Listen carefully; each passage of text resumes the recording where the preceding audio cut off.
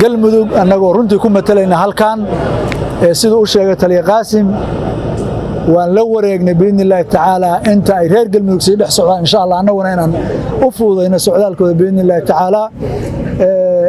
isimada iyo nabadoomada iyo dhammaan reer koonfur galbeed runtii door xooggan nagala qabta shaqada degmada Gaalkacyo si wada jir ah galmudug iyo Puntland aad iyo aad baan kaga mahad celinayaa runtii garab istaagooda dadkan Soomaaliyeed oo dhibaataysan intii ka soo shaqaysay soo dhaweyntooda iyo gacansiintooda aad baan ugu mahad celinayaa anaguna waxaan rabaa insha Allah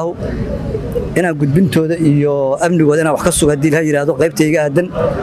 koonfurta magaalada Gaalkacyo inaan maamulka iyo mas'uuliyiinta walaalahayo galmudug aan ku wareejinayno dad Soomaaliyeed oo sideen loo wada soconay qayb ka ahaa dadkii laga soo tarxiilay magaalada Laascaanood maalmihii hadda ugu dambeeyay isaga daba imaanayay gudaha Puntland gaar ahaan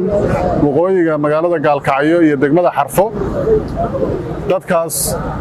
oo tan iyo shalay laga shaqaynayay sidii loo kala sooci lahaa dadka raba inay deganaadaan gudaha Puntland oo joogan oo wax la qabaan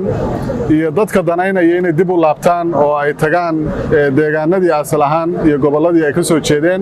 ama gobolladii iyo magaalooyin kale Soomaaliyeed ba ay gaaraan dadkaas oo labo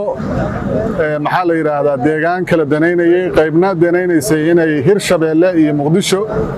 qaybna ay danaynayeen Baay iyo Bakool ama Koonfur Galbeed inay ku laabtaan hadda halkan caaway waxa maraya tirada la sheegay oo suldaanku sheegay oo ah 635 qof oo 8 gaari saaran dadkaas waxay ku jahaysan yihiin Hirshabeelle iyo caasimadda Soomaaliya Muqdisho hadii la haydno qaybo kamid ah u sii gudbi doonaan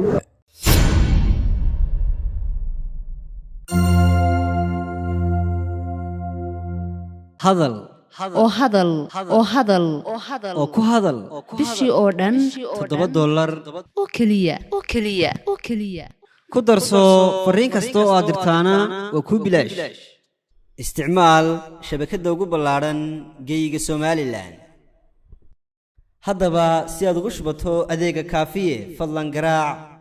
xidig 8 eber 8 afargees ama xidig 2 eber 2 afargees tayo waa Telesom